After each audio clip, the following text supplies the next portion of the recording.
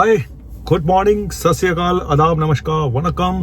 आपका अपना डॉक्टर नवनीत कालरा और गाड़ी में बैठ के आपके लिए फिर से एक बढ़िया सा टॉपिक लेकर आया हूं। और टॉपिक ये है कि आप अपने घर में बैठ के कैसे पता लगाएं आपको हार्ट की ब्लॉकेज है और कितनी है ना। एक मोटा मोटा आइडिया तो लग जाता है ना। ज्यादा आइडिया लगाना है, बिल्कुल एक्यूरेट आइडिया लगाना है तो उसके लिए फिर टेस्ट होते हैं, एंजियोग्राफी है ना। लेकिन आज आपको घर बैठ के कुछ तो आइडिया मैं दूंगा आपको कि क्या आपको हार्ट की ब्लॉकेज है, अगर है तो कितनी है। भाई थोड़ी सी है या ज्यादा है, ठीक है। नोटंकी कुछ ज्यादा नहीं हो रही है, चलिए जैसे भी है। देखो, सबसे पहले आपको ये पता चलना चाहिए कि मैं अगर बताऊंगा कि इतनी दूर चलने पे आपका अगर सांस फूलता है तो हार्ट की प्रॉब्लम हो सकती है, ठीक है, अगर मैं ये बोलता हूं तो। लेकिन चलने में सांस फूलने के तो बहुत सारे कारण होते हैं, है ना। अब किसी को खून की कमी है, उसका भी चलने में सांस फूलेगा। किसी को सांस की प्रॉब्लम है, छाती में दमा है, अस्थमा है, ब्रोंकाइटिस है, उसका भी सांस फूलेगा। कोई बहुत मोटा है, उसका भी सांस फूलेगा। तो ये बोल देना कि अगर आप इतना चलते हो, अगर आपकी सांस फूलती है तो आपको इतनी ब्लॉकेज हो सकती है। भाई पहले ये तो पता कर लो इसको हार्ट की प्रॉब्लम है भी या नहीं है। तो अगर आपको खून की कमी नहीं है, अगर आपको सांस की बीमारी नहीं है, सांस की बीमारी जो लंग्स की बीमारियां होती है वो बहुत पुरानी होती है। जनरली अस्थमेटिक बहुत पुराना होता है, सालों से चला आ रहा है, ठीक है। लेकिन जो अगर अभी अभी आपको सांस लेने में दिक्कत लेनी शुरू हुई है, लेटेस्ट, और डॉक्टर ने चेस्ट वेस्ट देख लिया, उसने बोल दिया कि दवा ववा तो नहीं लग रहा भाई, तो आपको ये हार्ट का डाउट हो सकता है, ठीक है।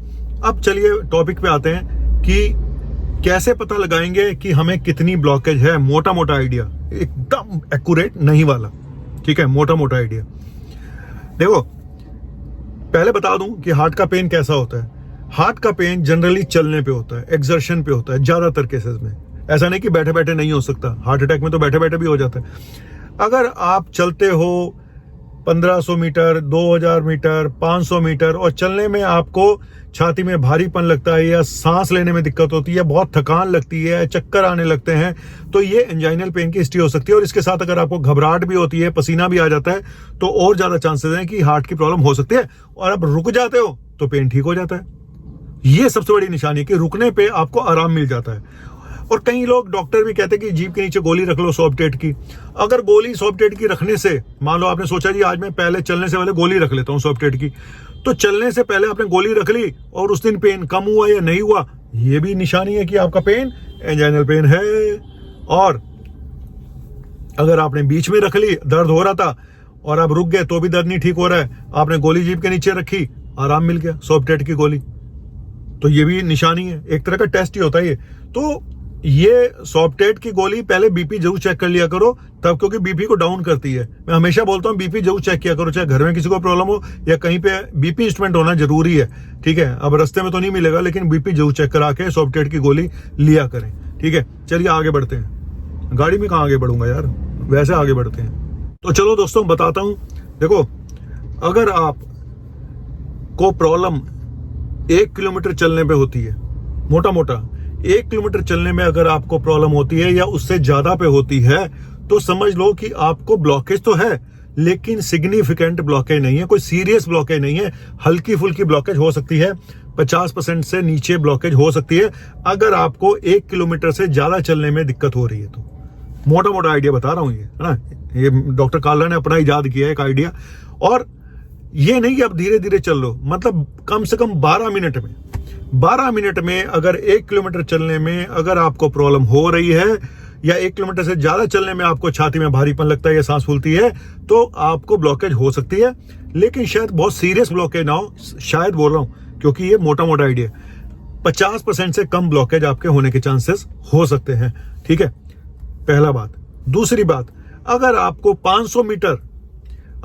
500 मीटर चलने पे ब्लॉकेज होती है, ठीक है, या उससे कम पे होती है, तो फिर आपकी ब्लॉकेज सिग्निफिकेंट हो सकती है, समझे।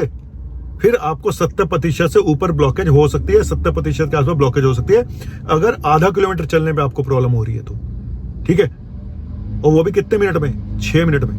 लेकिन अगर आपको 200 मीटर या 100 मीटर चलने में ही प्रॉब्लम हो सकती है, अगर आप वो हो रही है कि 100 मीटर चलने पे भी आपके छाती में भारीपन हो रहा है, 200 मीटर चलने पे भी छाती में भारीपन हो रहा है ना, तो भैया फिर तो ब्लॉकेज बहुत ज्यादा है। फिर तो आपको तुरंत हॉस्पिटल जाके एडमिट हो जाना चाहिए और अपनी, या फिर आपको तुरंत एंजियोग्राफी करानी चाहिए, चाहे वो सीटी एंजियोग्राफी कराओ या कोई भी कराओ।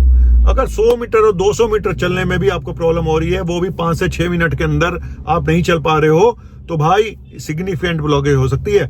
इसके लिए तुरंत अपनी सीटी एंजियोग्राफी कराओ या दूसरी एंजियोग्राफी जो भी कराओ, ब्लॉकेज का पता लगाओ। बहुत सारे डॉक्टर ये बोल देते हैं मत कराओ एंजियोग्राफी, ऐसे ही आ जाओ, क्या करना है एंजियोग्राफी करा के।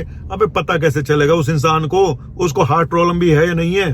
पता चला उसके सांस फूलने का कारण इंटरस्टिशियल लंग डिजीज निकल आया, लंग सिकुड़ रहे थे, उसकी वजह से निकल आया, आप उसका इलाज हार्ट का करते रह गए। ये प्रॉब्लम है। इसलिए कोई जरूरी नहीं होता कि हर सांस फूलना या हर छाती में भारीपन हार्ट का ही होगा। आपने मान लिया, डॉक्टर ने मान लिया, इलाज शुरू कर दिया बिना कंफर्म किए हुए। इसलिए जरूरी है भाई, इसलिए जरूरी है टेस्ट कराने, ठीक है। तो अगर आपको बैठे बैठे दर्द हो रहा है, अगर आपको 100 मीटर चलने पे दर्द हो रहा है, अगर आपको 200 मीटर चलने में दर्द हो रहा है, भारीपन लग रहा है, सांस फूल रही है, ये बहुत सीवियर ब्लॉकेज का निशानी है। इसमें तुरंत एक्शन लेना है। इसमें आपको घर नहीं बैठना, तुरंत एक्शन लेना है। बाकियों में तो आप थोड़ा बहुत टाइम ले सकते हो, इसमें आपको तुरंत एक्शन लेना पड़ेगा मेरे दोस्त, तुरंत, ठीक है। और एक नाड़ी में ब्लॉकेज है, 2 में या 3 में, ये नहीं बता सकता मैं, ये तो कोई भी नहीं बता सकता, लेकिन इतना पता चल जाता है अगर 200 मीटर इंसान नहीं चल पा रहा, इसकी ब्लॉकेज अच्छी खासी होगी। कितनी निकलेगी? डायबिटिक पेशेंट में ज्यादातर डिफ्यूज डिजीज होती है। डायबिटिक पेशेंट में मल्टी वेसल डिजीज, यानी एक से ज्यादा ब्लड वेसल बंद होने का, खून की नाड़ियां ज्यादातर बंद होने का खतरा रहता है शुगर के पेशेंट में।